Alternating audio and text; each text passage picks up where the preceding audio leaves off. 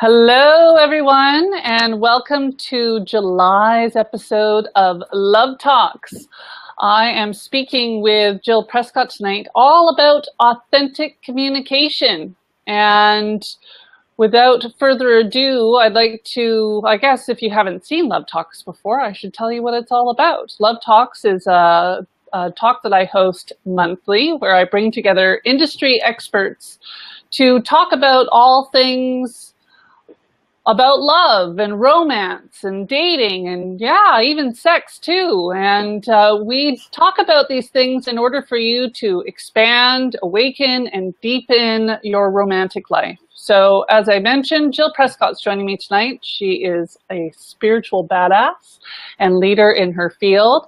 She is a hardcore truth teller and recently just launched her book, No More Fucking Secrets, which is all about speaking your truth and not hiding any shit.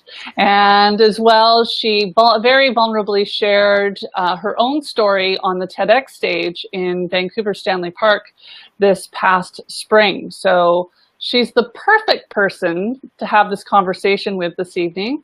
As I said, we're talking all authentic communication. And Jill, maybe what I'll do is I'll pass it over to you and you can let everyone know a little bit more about you beyond the spiritual badassness of you. Alrighty then. Well, it's my birthday month, so I'm celebrating now, even though it's on the 29th, so this is fun. And outside of the work, you know, it's funny because I really don't think there's any separation between me and my work anymore. Mm-hmm. So it's part of my relationships. It's part of all relationships, my conversations with friends, my personal relationship with Chris, people I meet through my work. It's all a part of it. There's no separation anymore. So I love the conversation that we're about to have because it really ties in so strongly to the commitment that I have about people speaking their truth and finding their voice and moving past this old fear block that we have around using our voices. Mm-hmm. And I think that's a big, big issue for a lot of people, women in particular. I think there's a little twist on it for men. It's more of speaking their authentic truth, and the fear is more around being seen as weak. So I think it's really a conversation for everyone. It's a good one. Yeah, absolutely. And I love that, you know, how in alignment is that with the conversation, that I think authentic communication is actually you walking your talk. I mean, that's the difference. Instead of it just being something you're saying and professing, it's you showing up in your life and walking the talk. So let's talk about maybe the beginning where the fear typically shows up, because that conversation unto itself is going to hopefully create some awareness with some of the people that are watching this evening and the video in the future. Yeah. You know, it's tough. I mean, it's a big one. There's a lot of people who have a real problem telling the truth and really speaking and asking for what they want. That's another part of it. Mm-hmm. You know, everything that we're dealing with, everything that we're really working through, it often shows up, originates somewhere in our childhood and the house that you were raised in, the conversations that were being had around you as you were learning how to communicate, and in our society in general. We're all impacted by all of that stuff. So when fear shows up, it's really, the biggest thing is the awareness of it. So it also shows up not only in the fear shows up not only in our inability to speak, but it starts in our nervous system. Noticing what's going on in your body when you're about to speak your truth or ask for what you need. If you can ground into that, then you can start to have a very gentle, full of grace conversation with self to sort out what's going on for you. And then one thing I like to do is ask if it's true. Is there actually something to be afraid of right here? And what is the worst case scenario? What could possibly happen?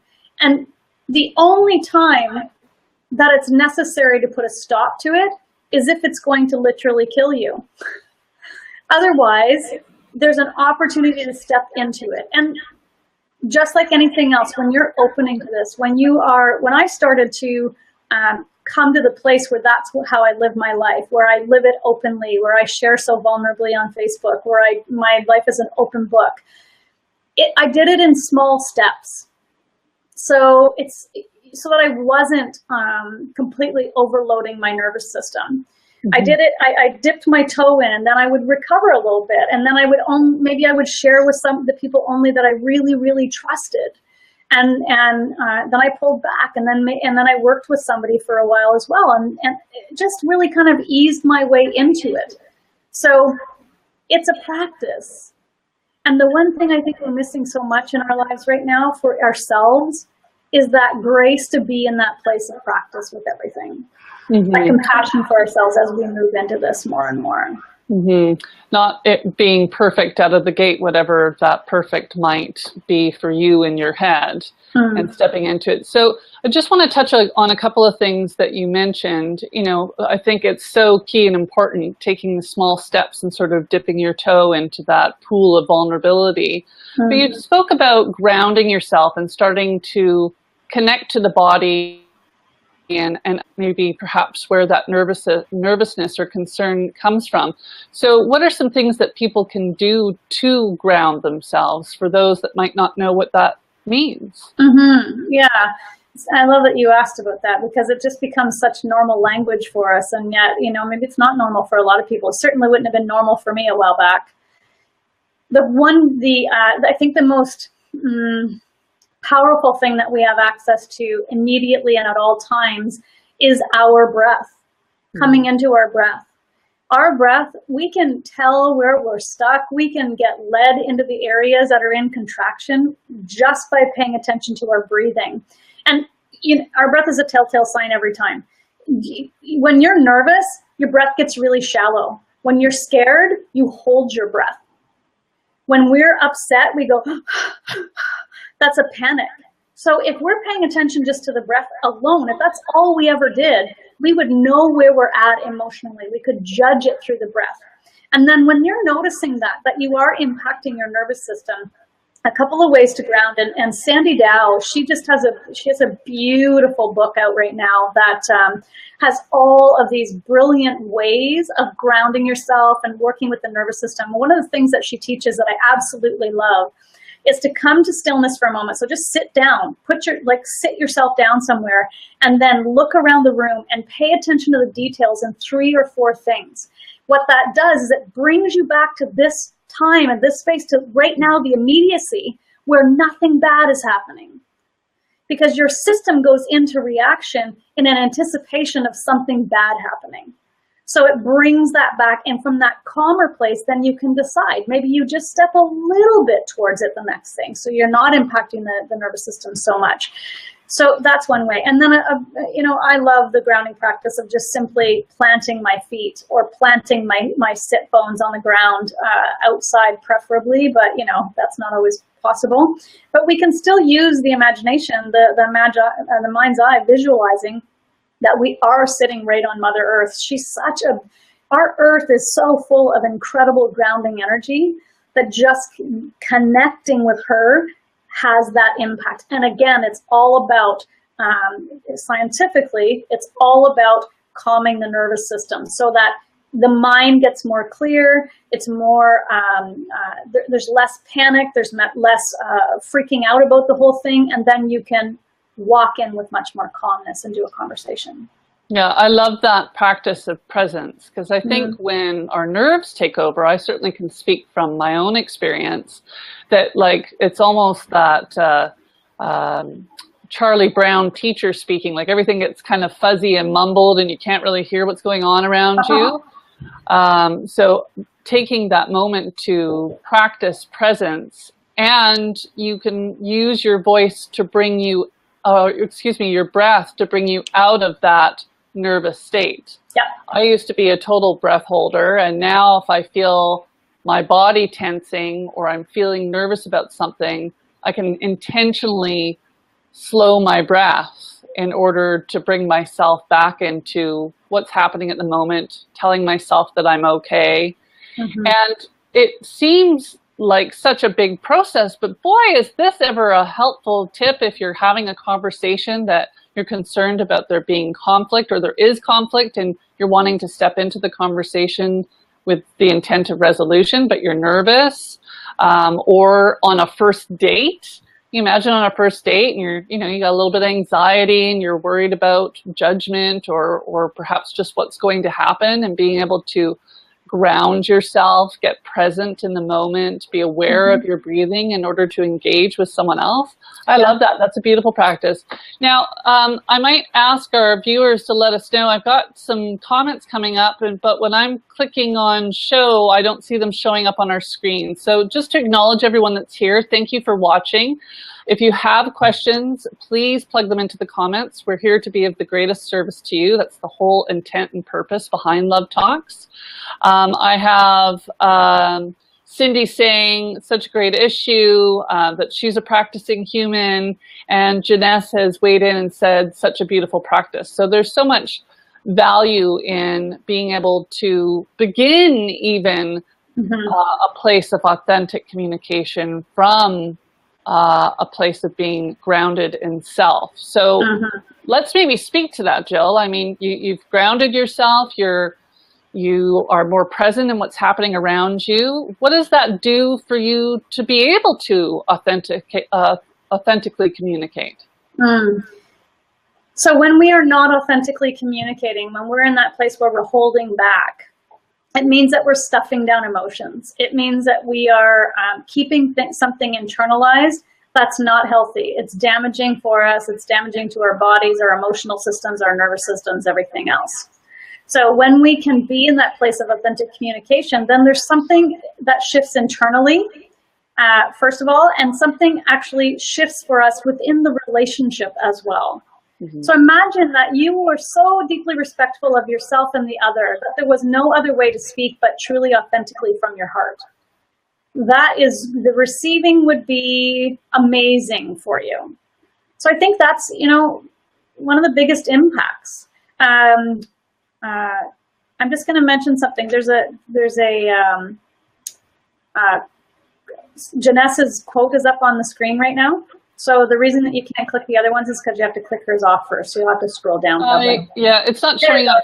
It's not showing up for me at all. But Cindy's also saying you're frozen. But we're going to just keep on rolling for it, and hopefully you unfreeze, because everyone can hear you. They just can't see you. Currently, you're frozen drinking water, that's great. You're taking care of yourself. There's a lot worse things to be frozen doing. Yes, this is totally true. This is totally true. I love that. So one of the quotes leading up to tonight's talk that you had mentioned is, without authentic communication, you can't have authentic connection.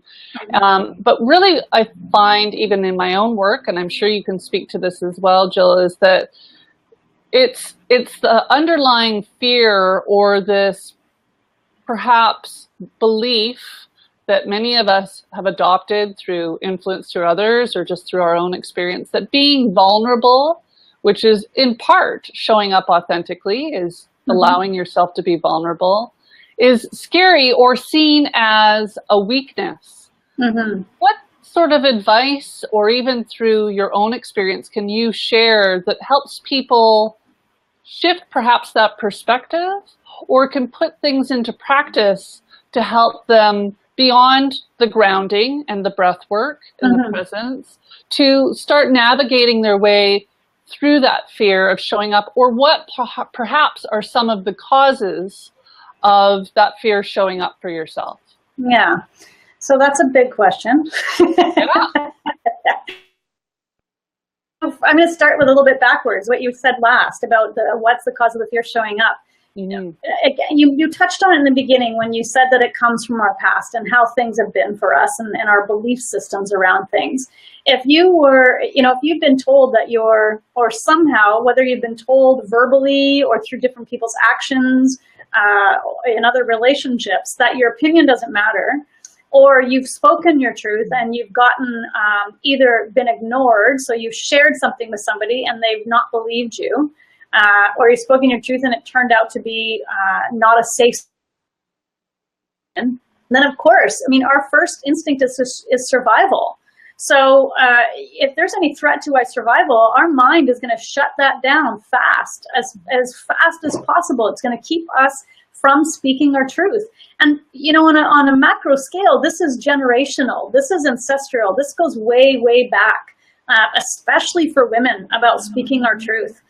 Men have different issues around this, but if I'm speaking to the women for the moment right now, it really has been that we did not have a voice. So we carry this with us for centuries. Mm-hmm. So we are now breaking through that. We as women are starting to really speak our truth, to speak up, to say what's there for. So for me, this was not an easy thing at all. This was a very the very first time that I shared something deeply personal on Facebook, I got a huge reaction from a family member that is still, there's still repercussions from it today. So, you know, there's definitely a bit of risk there. However, what I learned from it was I still had to speak my truth. It shook me out. First of all, it immediately brought shame up for me. Like immediately, right there was shame. That was my first reaction to the like Cindy's posted up here, got slapped with opposition. That slap of opposition for me, I burned with shame, tears, the whole thing, just reading the message that I got in the background. And what I love, and what was so amazing about that is once I had a moment to do exactly what I was talking about earlier, pause, breathe, step back, ground, I realized it was an old bullshit story. I should not be speaking this, that this should be kept secret, that somehow I was doing something wrong and bad. But when I reviewed the whole thing, I realized there was nothing in there at all that was wrong or bad or should have been hid. I want to just jump in there because you just brought up something that I think is so vitally important, is that you took the time to get curious and look at the whole picture, like where it came from, how you were feeling. And you had mentioned earlier, is this even true? Where is this reaction coming from? And I think that is such a powerful exercise, because we step over it. We just sink into this feeling of shame, and then we sort of hang on to it because it's that learned behavior. So I think that's so key.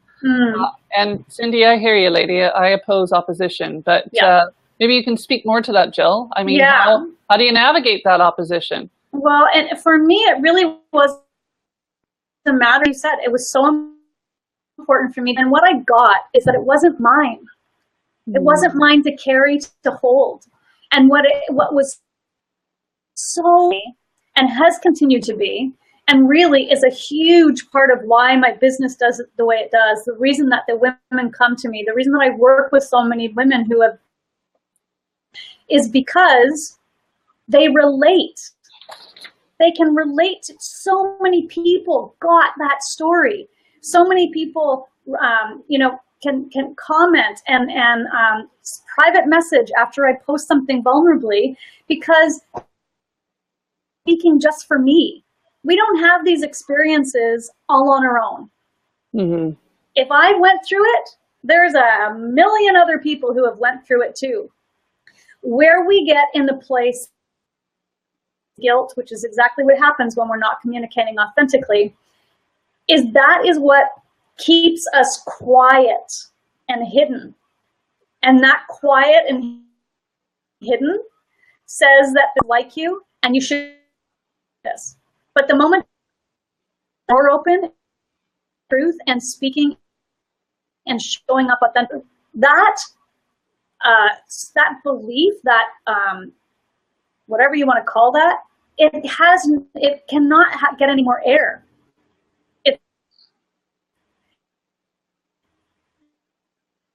I'm going to about sharing authentically. What we want to be doing authentically, our experience. So when I share a story about something that I've been through, I never assume what someone else might have been feeling in that situation. I never assume that the other side of the story is the same as mine. I'm always sharing from my perspective, my experience, I impact, I learned from it. Because it's to share anybody else. So we've got to be our truth of power. You're in the moment of a breakdown. You can still speak it from power, taking responsibility, being over here what's going on for you, witnessing what's happening, and sharing from that. I've gotten on video and had a complete meltdown on camera. Still sharing from a place of power, though. Mm-hmm. Because you're owning what you're having. And it's not, you're not sharing, what I'm hearing is you're not sharing from a place for necessarily acceptance or validation from someone else. You're speaking from your own truth, come what may. That's right. And that definitely takes a practice. I mean, if I'm even relating it to people going on dates, yes, showing up and being that way, not only is it powerful for yourself, but also it's a beautiful way to weed out who's for you and who isn't. Because if it isn't landing well and they're sharing your truth and it's in opposition to yours or it's not honoring of yours, then you know right away that that person is not a good fit for you. But if you're playing small or being selective about what you share and what you don't, then that person's not seeing you fully and you could be making poor choices from that place. That said, though, I'd love for you to speak to who gets to hear your authentic truth. Yeah. I love that you asked that. Is that just spoken everywhere? How does that happen? Yeah. So, you know, I think that that's a personal choice. Mm-hmm. I share most of my stuff publicly. And I do it because I feel very, very strongly that that's a big part of my purpose. It's very in alignment with what I do and why I want to help people. For me, it feels very much others. However, that's not the way it is for everybody else. And that's perfectly fine. There's nothing wrong with that. It's within your relationships that you want authentic conversation. So within family, that's a huge people. There's so many people walking around the big fucking pink elephant in the middle of the room in your family. It's ridiculous. Nobody's actually saying what's gone on and what's going on. I love your elephant's pink, by the way. It's not just an elephant in the room, it's a pink elephant in the room. Of course, a big pink elephant in the middle of the room. So, you know, there's that part of it. And then I want to touch on what you talked about dating too, because when I was dating, I had the toughest places to be authentic, to actually speak what was going on for me, because I always have this thing of, not so much, not as strongly now, but of course it's still under there, not wanting to hurt anybody's feelings. So that was the part was, there's, and this happens a lot for women, we have this collapse where we almost feel like if they like us, we owe them something. So from the dating thing, you know, if you're on your first date, I'm not going to tell ever on my first date have said, worry. You don't need to. Just the sharing your authentic self, I mean, you're going to be able to tell whether or not it's a good match for you. So, and then the place to practice when you're dating, you know it's not right, to very gently and kindly and in truth. What is the word? I want to say set them free, but it's liberate them, like you say. Yeah. That's where them and ourselves from any further trauma. It's the most loving and kind thing that you can do. And I think we've been so, you know, inundated with this rejection and non-acceptance, and someone not wanting to continue to date you has something to do with your own personal self-worth. And people get into this tailspin and fall down this rabbit hole of, you know, equating their value to other people's opinions. And if you flip that rejection into liberation, the most loving and kind thing you can do when you know someone's not a good fit for you and your truth, your authentic self is not in alignment with their authentic self, hopefully, that you are being honest and upfront and saying, look, I think you're lovely. I've enjoyed our time together, but I know that this is not a good fit for me, and setting them free instead of stringing them along or disappearing on them or whatever other languaging they're out there in the dating world, ghosting and flaking and all of those things. Those are people that are out of integrity with their authenticity, because if you were being honest and truthful, which you should be doing with yourself, then those sorts of things wouldn't happen. Dating would be so much more enjoyable if people did that. I mean, or even with friendships, Cindy says, everywhere in your life, in any kind of relationship. I mean, we're talking about romantic relationships with Love Talks, but absolutely in any relationship that you have. So say someone's been out of touch and connection with really who they are. I know it's a big question, and finding the journey and connecting to yourself, but what are some signs that you're out of alignment with your authentic self? Yeah, the one thing, the very first thing that happens for people when they start to decide that things are going to shift is they start to notice where they're lying. Where they're lying to themselves, where they're lying to others. And, lying is lying. I don't care if it's a big fat lie that you climbed the Eiffel Tower like Spider-Man one day, or if the lie is as simple as, yeah, sure, I'll meet you for a drink. I'd love that. It's lying. You're lying. So when you start to catch yourself lying is the moment that most people will go, holy shit, I am doing things that I don't really want to do. So where's that? And that's when the kind of starts to happen, that slow haul through all of the crap to really start speaking truth. And it takes a while. Like, I can't stand this, like, change your life in 30 days crap and 5 steps to happiness, because that's not really, it's not even the purpose here. And it's not how it works. There's so many layers to the stuff that we're working through. So really it does become a life practice of speaking authentically, of stepping into your own truth all the time.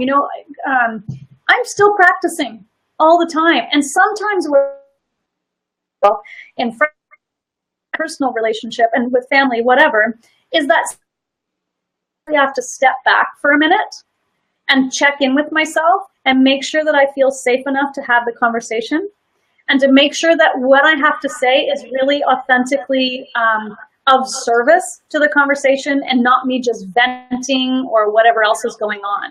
So there's nothing wrong with taking a pause and then coming into the conversation after taking those deep breaths, after grounding yourself, so that you can have an authentic conversation. And that's true, especially when you know that there's going to be some emotional charge around it. So another thing you can do as well, have those conversations. And this is a great thing to practice with somebody that you know is safe. So how we know they're safe, of course, is that they don't put us down. They don't tell us to shut up, that they don't, all of that stuff.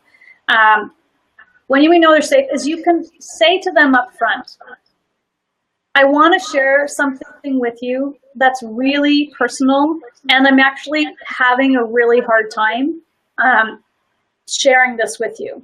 So can you just be open to listening? And I might start and stop a few times. Is that okay? That's great. So you can check in and make sure that that's okay. Or you can say, I'm about to share something with you and it's really hard for me to have this conversation. So are you, is that okay? Can we just sit down and take our time with this? Oh, and that's great. Great way to preface a conversation. Yeah. So you talk about sharing with the people that are safe or that you trust. What are some good indicators for people? Because we think it's kind of common sense, but for some it's not. We will revisit friendships or even relationships that maybe not have been honoring us, for us to really understand who is that kind of person that creates the safe space, and what does trust feel like, or what does it look like? How does it show up? Yeah. That again, this is a practice, right? So at this point, there's stuff that I say wide out open in public that I know that there's lots of people going to read it that I can't trust. I couldn't trust. But for me now, there's no impact. I'm perfectly okay with it. However, in the practice of getting there, there's a few things that you want to look for. First of all, if you don't actually feel like you have anybody in your life, in your personal life, that you can trust to have these conversations with, go find a professional. Find somebody who doesn't have any attachment to your story, doesn't have any judgment around it, so that you can practice with them. And then, what I find so interesting is if you really don't have people in your life where you can share authentically, then once you start doing the work, the likelihood is you're not going to have those people in your life anymore anyways. And you will start to attract the people who are authentic, because if you've been living inauthentically, if you've been lying through your life, the likelihood that people around you have also been doing the same thing. That's how it works. Energy is energy. Okay, I like what you're saying, and people come in out of your life and trigger you in new ways, which leads to visiting old stories. But Jen, I'm going to speak to that if you don't mind, Andrea. No, please Jen's do. Comment. That's up to you. Every time that a new story comes, like somebody comes in getting old stories, those triggers, all those is an opportunity to look at the trigger. It's an opportunity to go, wow, that still hurts. There's work to be done here. There's some place to go with this. What is it that I'm holding on to? What story is it that I keep telling them? That I keep telling myself? Where am I choosing to suffer rather than release the pain through doing whatever work needs to be done to do that? So yeah, we get triggered all the time. And there's one way of looking at it, that we're triggered and it sucks, or we're triggered and there's an opportunity. Yeah, and you see that happening so much with dating. I mean, if you keep on entering into the same relationship or choosing the same person, or you feel like you're stuck on repeat, definitely opportunity to get curious as to why you keep on having that experience. And are you choosing to stay there? And that's about up-leveling our awareness. So I love how you put it in that context of looking at the triggers as opportunities as opposed to taking them on as a place of pain or perhaps victimhood. Yeah. That's the biggest one for most people, is that they want to remain in the place of victim. And why? And people, it's very, we want to be, because the moment that we are a victim means we don't have to be responsible for anything. So, we get really comfortable in that place. Poor me, look at me, somebody help me. I don't actually have to take responsibility in my life because all this shit happened to me. And, that might serve you for a short period of time, but eventually it really sucks because people get tired of hearing your story. So, for anybody listening or watching this later, if you are telling the same sob story over and over, if you are continually asking for help in a situation and doing nothing about it, if you're asking for advice and not taking it, stop. Every person is sick to death of your story. They're sick of it. So stop torturing them with it. And instead, get real. Find somebody that is willing to go, okay, enough. Let's move this. But that is up to you, because that means you're working with somebody who's going to be a stand for that for you. And doing it to yourself. Yes. You're doing it to yourself. The choices you're making are yours, and the situation is as well. So speaking to that with regards to dating, you're choosing those people. These things aren't happening to you. Yeah, you're choosing them. So I love to tie it back to something that you said, is that you're surrounded by kind of what you're living. So if you're not showing up authentically, you're probably surrounded by a lot of people that aren't showing up authentically. So can we talk to, as you step into this beautiful practice that you've been sharing with everyone this evening, relationships shift and change, which might be not healthy for you, but familiar. How can someone navigate their way through potentially losing their relationship, seen as their norm? What are some ways to navigate their way through that before they actually start to realize or get the results of stepping into living and speaking a more authentic life? Because it's about communication is what we're talking about tonight. Yeah. Well, I'm going to tell you that I am not going to sugarcoat this. This is not an easy transition. It just isn't. And I don't know anybody who's made a life decision this way, who's made a choice to really move out of being victim and suffering and not speaking the truth to being someone who wants to move into that without there being an impact. There is. However, and this has happened over and over again for myself, I could probably list off the top of my head 10 people right now that we've had this conversation, because this is how it goes. See, what you've been doing for all of your life up to this point is you made an agreement with everybody around you that this is who you are, and this is how you behave, and this is how you communicate. And then one day you up and start to change. You don't ask permission of anybody else to change that. You're not asking them to change with you. Well, you might be, but stop that, because that's not theirs to do. You're just going to start shifting, and then your expectation is everybody's going to be perfectly okay with it.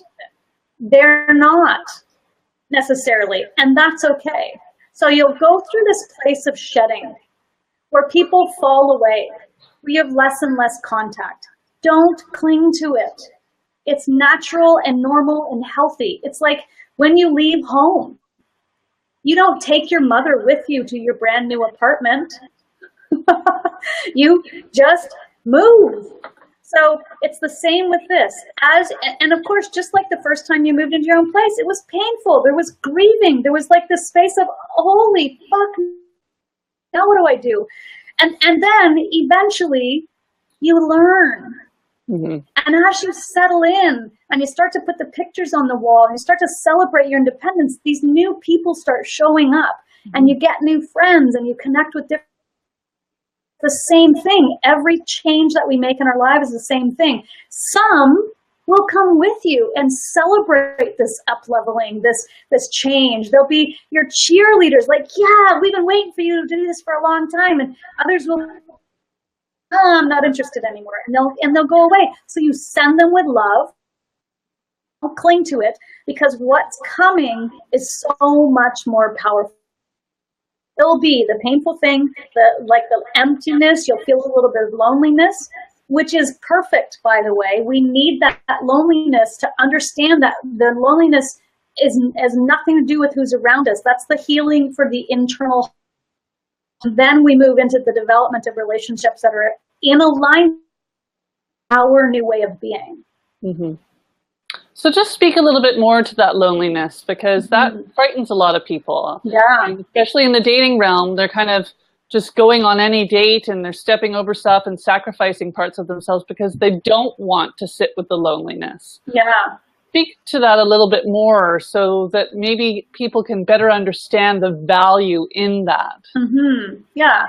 Well, there's a couple different ways to look at loneliness. The fact of the matter is you're never actually alone. So the loneliness is a call to go inside, to develop the relationship with yourself, that in which there is no such thing as loneliness. That doesn't mean that we don't crave company. That's a very different thing. But if we understand that differentiation, if we really get that loneliness is a signal to go in and do our work, to really love ourselves deeply and enjoy being with ourselves and all of that, and then sometimes we want some company, our decisions are going to be based on a place of, yeah, I am an amazing human being and I love my company and I want someone to share it with. That's a whole different ballgame than, oh my God, I'm lonely. I just have to fill this space. Like now, I don't care who you are, just get in here. There's no stepping over when you really are impacted and connected to who you are as a human being and okay being alone. Yeah. I love that invitation it's an invitation. You're feeling it, that's an invitation to look inwards. That's beautiful. Yeah. And I think a real powerful perspective shift for people, because as I said, in the dating realm, it's like using others to fill a hole as opposed to you standing in your own presence. Yeah, very much. Jill, can you share maybe one of your most powerful experiences in making this transition, where you stepped into your practice of communicating authentically and how it served you? Like, what was the transition for you that actually you went through the discomfort, and what was on the other side? There's been lots of them. I would say most recently, I'm going to talk about Chris here. I already spoke about this publicly, so it's okay. Chris is her partner. If anyone's not familiar with Jill, Chris is Jill's partner. Yeah. So, we have quite a beautiful relationship, and Chris is someone that is very naturally holds space, and I've really gotten understand what it means to be with somebody who is just authentic all the time. And he's quietly authentic. He doesn't share the way I do on Facebook. There's none of that. So he's an example of us both holding the same value around that, but occurring differently in the world. So, like I said, we have quite an amazing relationship. I turned 50 last year, and I really started to notice some shifts in my body, and emotionally, physically, and all of that. And for a while, I didn't want to have sex, which for me is really weird. So with Chris, I went to him and I said, look, this is what I'm realizing. This is what I'm going through right now. And I love you, and I want to be with you. And I need you to be patient while I work through this. And I'm going to keep talking to you about what's going on. And I'm going to keep us really authentically in this conversation.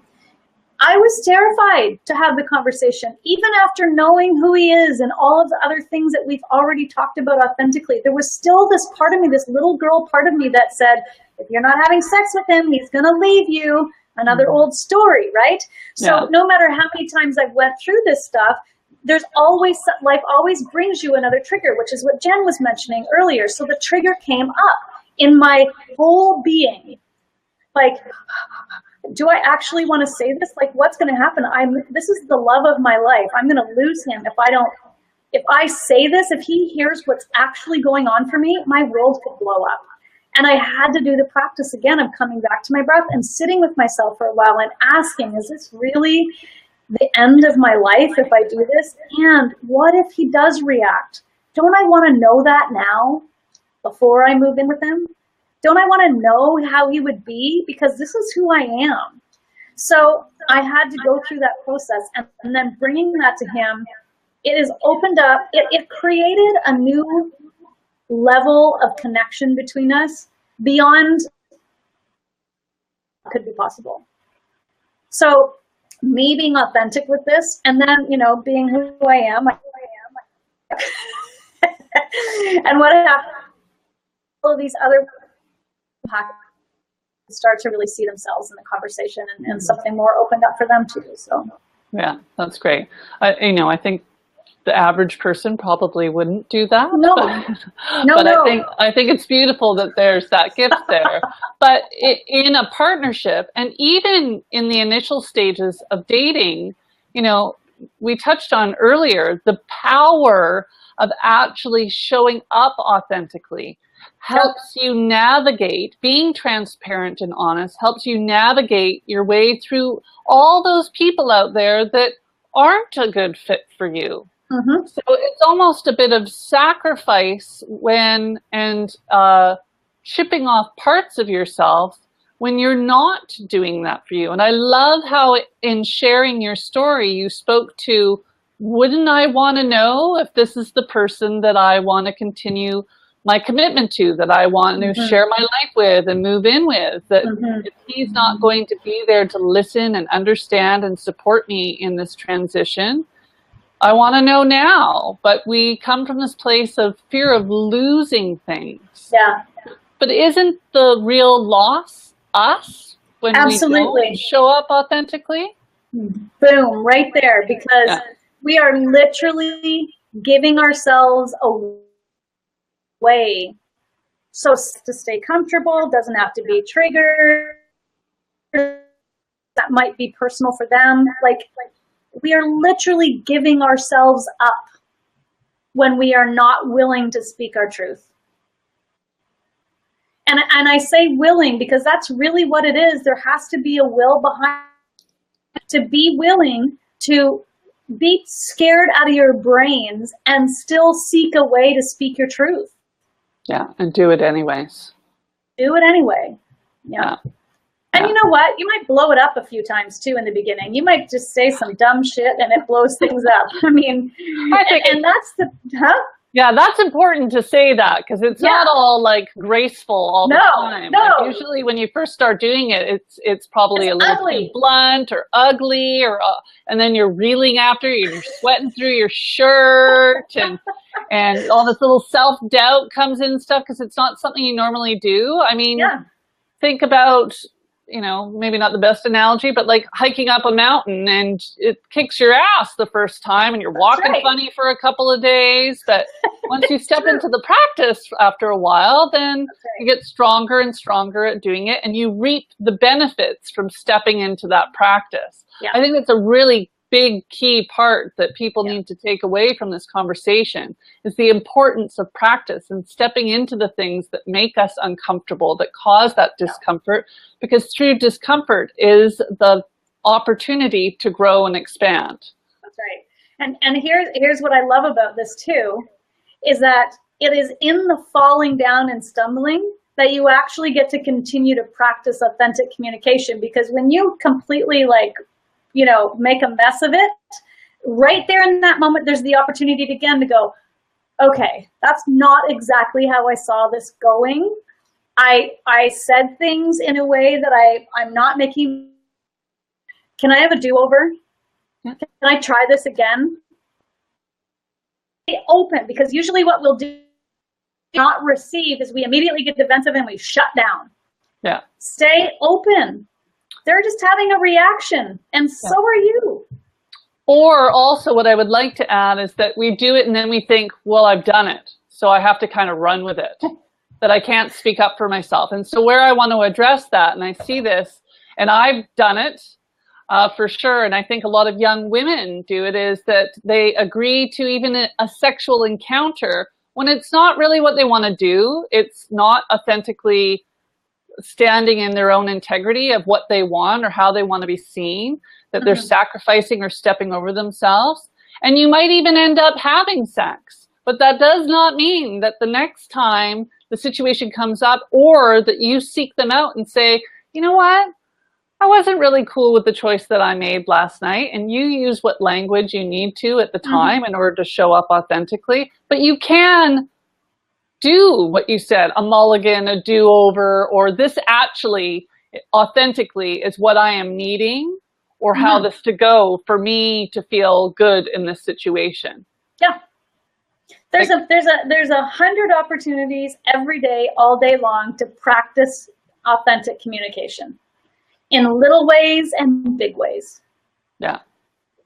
Someone messes up your food order, say something. Absolutely. And you can do this kindly, and it's exactly right. It seems so little, but really it is. Excuse me, this isn't exactly what I ordered. But we do this. Oh no, it's okay. Bullshit. It's not okay. That's your money that you're paying for this. Yeah. And Sandy, way more than 100. You're right. Tons and tons and tons of opportunities to show up authentically. Yes. Hundreds of thousands. Yes. Yeah. For forever, there's the opportunity to do it. Forever. There's forever to practice. That's right. Yeah. And it's a constant practice too. I mean, there's certainly some things that I've never told anybody to this day. Right. Kindness makes everything work better. Yeah. And so, it's not like I'm out there telling everybody all of my secrets all the time either. Infinity. God, I love that picture of her. Yeah. So again, it's a practice, and there are some things that are not meant for public consumption. So there's some things that I will probably never speak about publicly because it would have it would be nothing. I mean, the first part of it is it would be nothing but, I don't even know what it would be. There's just no point in it. And B, I'm not going to do something that traumatizes me. No, and it's a whole other discussion, but speaking about people earning that trust and Right. you earning others, Brené Brown talks about people that fill your marble jar, and you're not going to go around like a raw open nerve all the time and sharing absolutely everything. People earn the right to that knowledge, and that's your choice how you selectively share those things. But communicating your needs authentically, showing up as you are, I mean, this is a girl that's a recovering perfectionist, and with the people that now I can snort and laugh and use my sense of humor, whereas before, once upon a time, I would have kept that really close to my chest, and only people that I trusted or knew really well wouldn't even get that part of me. And the shift even in my own life can be really powerful. So you do need to be selective in who you're sharing it with, but stepping into it every day, especially in your romantic life, when it comes to matters of the heart where we feel even more vulnerable or exposed, I think it's a beautiful place to kind of step in and do it in small little ways, like how you want your first date to go, or whether or not someone should get your phone number right away, or how you like to be communicated with so that you feel seen and heard, and all those little things, or even asking, like, I like holding hands, or no, don't touch me there. A myriad of different ways that you can practice this in your romantic life. So Sandy says, many people don't distinguish between authentic communication and trauma sharing or spewing on Facebook. Exactly. I was going to talk about that, because when I'm sharing these deep personal things, I'm on the other side of it. I've done the work around it. I'm okay. I don't need anybody to rescue me. So I think a lot of people are looking to be rescued with their spewing and their trauma sharing and all of that stuff. They're looking for someone to fix it for them. And there's and that doesn't work. Well, and let's just say no one can rescue you. Only you can rescue you. And that's right. Some people still don't realize that, and it's very and that's not to say that to shame someone or pass judgment. It's an opportunity for you to have that realization, and how incredibly empowering that can be. That's right. And how empowering authentic communication really is. It is a form of liberation. And putting yourself into a place and with people that actually are in alignment with you. So Sandy is saying, I remember dates when I thought the guy would say something really hurtful, then apologize with, I thought you'd appreciate the truth. What truth, dude? That's your opinion. Exactly. I love it. That's exactly it. The compassion. Was it? I think you said compassion and kindness goes a long way, and that's exactly it. You know, I mean, if you are really if you're doing stuff for other people to be negatively impacted, not in a way there's truth telling where you are asking people to take responsibility in their part in something. That's a whole different ball game than seriously, I don't hardly know you, but I hate your haircut. I mean, come on. That and really, I mean, I'm simplifying it, but that's really what's happening. Yeah, that's not being authentic. That's not being authentic. That's being cruel. And again, anyone that's listening, that's their stuff, not yours. And it's your decision as to whether or not you want to take it on. So Jill, we're coming to the end of our hour. And what I have a couple of questions for you that I certainly want to get out of the way, that are questions that I put forth to anyone that's a guest on Love Talks. First, I want to acknowledge you and thank you very much for being on the show tonight and for sharing your wisdom. I think it's really resonated for a lot of people, and it will be going up on YouTube, and you can watch the replay, and whether you were on live or not, please weigh in. I will be sharing on the event page how you can connect with Jill. But if you chime in the comments, Jill can respond to you there as well. Now, before I let you run away, first I want to ask if there's anything exciting that we need to know about what you're up to and how people can possibly work with you. So, I'll mention this because there's a change happening on Saturday. So right now I have a program where you can get a half-hour coaching with the Oracle cards, so mentoring, every month. And I just launched the program not too long ago, did a change to an old program. And that kind of initial period is coming to an end on Saturday, and the price is going up. So if you want to spend some time with me with some really deep truth telling, and you'd be surprised at how much that we managed to get in 30 minutes, then absolutely grab a little look at the website. It's under offerings, and the Oracle mentoring for 6 months. It's brilliant value. And we can get started right now doing some work that's really talking more deeply into the stuff that tapped into tonight around communication. And I mean, we kind of touched on a few different subjects, and of course there's a whole lot more.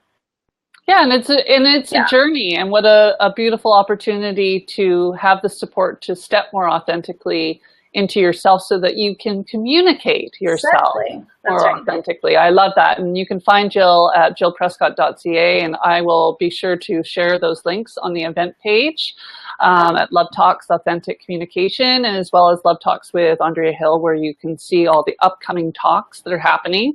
So Jill, before I let you go, I have a couple of questions for you. One is, I'd love for you to share, I love the practice of gratitude and how it allows us to step into a place of love and appreciation, and it's an invitation to invite more of that into our lives. Can you share with us 3 things that you're grateful for right now? Oh, God, yeah. First of all, I'm grateful for you. For anybody who doesn't know, Andrea and I are also very close girlfriends. We share a space together. I'm going to cry if I talk about what's happening in September, so I'm not going to talk about that. So I'm deeply grateful for you. I'm very, very grateful for the relationships that I have in my life, because I have some wow relationships in my life. And I'm deeply grateful for this journey that I've been on, to be in a place right now in my life. You know, I came to a place long ago where I really got grounded in the idea that I'm going to leave it all on the table in this lifetime of a service in the biggest way I can possibly here this lifetime. And so to have that as my grounding place, I'm so grateful to feel that so deeply. And it's definitely connected to my relationship with the Creator. So those would be my 3 biggies right now. Wonderful, wonderful. Thank you for sharing those. My next question for you is what is your biggest truth for you right now that is resonating most strongly with you? When you started to speak, the first thing that came to mind was my tattoo. It says, "To thine own self be true." I don't know if you can see that on there, with the little design that Andrea made for me. Let me see it. Anyway, and what that means to me is that being true to self is the same as being true to Creator. And in that, it means that I am 100% of service this lifetime. So that would be my biggest truth right now. I love it. I love it. Thank you. And finally, I would love for you to share what love means to you. Love is the energy that keeps us upright. And in this lifetime, what we're doing is practicing all the different forms of it that are available in the experience of being human. Wonderful. Wonderful. Jill, thanks so much again for being on. Sandy's telling us that she loves us. We love you too, Sandy. You are one of the friends that I'm deeply grateful for. Yes, as am I. And I want to thank everyone that was on tonight and that was part of the conversation.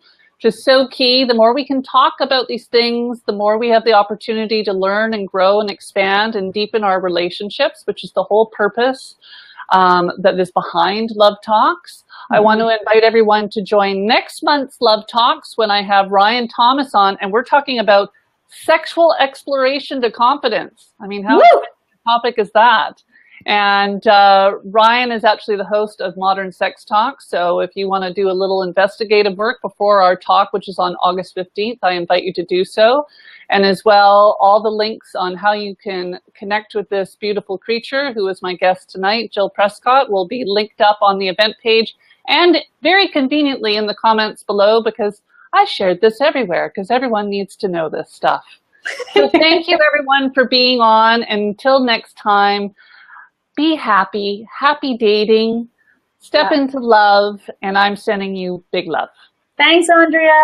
Mwah. Thank you. Bye.